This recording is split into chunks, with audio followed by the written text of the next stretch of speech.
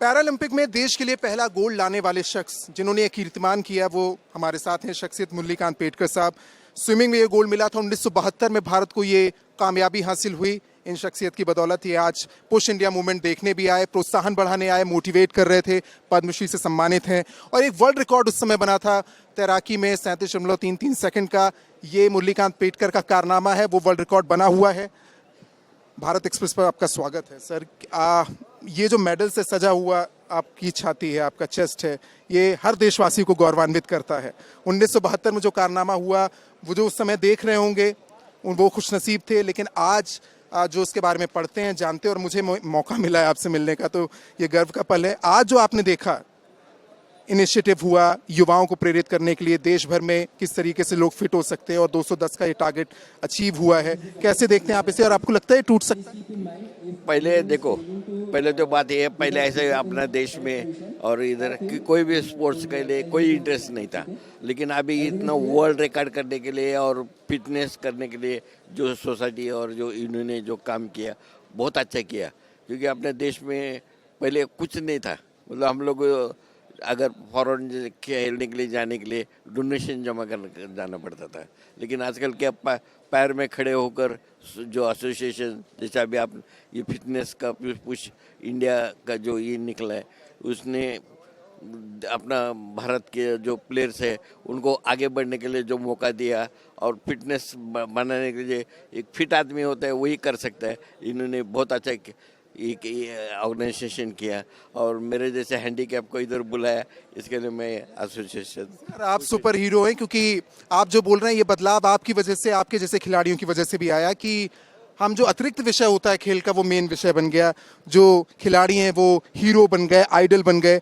मैं जो देख पा रहा हूँ इस समय, ये पद्मश्री, पहली बात तो 1965 के युद्ध में भी हिस्सा लिया और जख्मी हुए, उसके बाद वो पैरालंपिक में कैसे गए ये कहानी पेटकर साहब बताएंगे। लेकिन जो आप इस समय देख सकते हैं ये ओलंपिक का मेडल है जो सर दिखाएंगे। ये ओलंपिक में जो वर्ल्ड रिकॉर्ड बना ये उसका मेडल है। ये कीर्तिमान जो सजा देश पर पेटकर साहब की छाती पर, ये तबका है, और पद्मश्री जो योगदान के लिए उनको नवाजा गया। आप अपने सफर के बारे में बताएंगे, आपने अपने आप को कैसे मोटिवेट रखा, क्योंकि सबसे बड़ी चुनौती फिटनेस में आने की नहीं, फिटनेस को बरकरार रखने की है। क्योंकि मैं जो आर्मी में था, INS अश्विनी आर्मी, तो मुझे 65 वार में मुझे 9 गोली लगा, उसकी एक गोली मेरे स्पाइन में अभी भी है। अभी भी है आपकी स्पाइन में? हाँ, और जो मेरा आँख जो दिखता है वो राइट, ये देखो सिलाई किया, ये आँख दूसरा है। हाँ, और और मुझे ऐसा प्रोत्साहन, मतलब वर्ल्ड रिकॉर्ड करने के बाद मुझे महाराष्ट्र गवर्नमेंट ने शिव छत्रपति अवार्ड्स दिया, गवर्नमेंट ऑफ इंडिया ने पद्मश्री दिया, गवर्नमेंट ऑफ इंडिया ने मुझे पदकांचा राजा, मेडल का किंग, ये पदवी दिया। और दुनिया में जो मेरा जो गोल्ड मेडल लेकर आकर 50 साल पूर्ण हो गया, तो ये वो गोल्ड मेडल में गवर्नमेंट ऑफ इंडिया मोदी साहब को मैंने प्रेजेंट कर दिया, और उन्होंने अपने जितने भारत में स्टेट है उनके सबके सामने उधर म्यूजियम में लगे, जो दिल्ली में म्यूजियम है शहर, तो वो म्यूजियम में मेरा 50 बाई 50 का फोटो के साथ ओलंपिक फर्स्ट गोल्ड मेडलिस्ट, उधर मेरा नाम। सर ये कीर्तिमान है। एक सवाल मेरा ये भी है, क्योंकि बहुत से लोगों के जहन में होगा, हम सब के लिए सेना के लिए जो समर्पण का भाव है, सम्मान का भाव है, खास तौर से उन सोल्जर्स के लिए जो जख्मी होते हैं और उसके बाद वो वापसी करना, कि आप जो देश के लिए सरहद पर नहीं कर पाए, देश की सीमा के बाहर जाके दूसरे देश में झंडा गाड़ के करें, आपने कैसे उस समय मोटिवेट किया था अपने आप को, ये फैसला कैसे? देखो, वो क्या लड़ाई, एक्चुअली मैंने 1964 में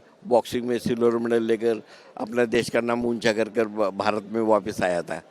तो उस टाइम मेरे कमांडर ने मुझे पूछा कि तुमको अभी क्या चाहिए। बहुत आदमी ने कुछ पूछते, पैसा दे दो, ये दे दो।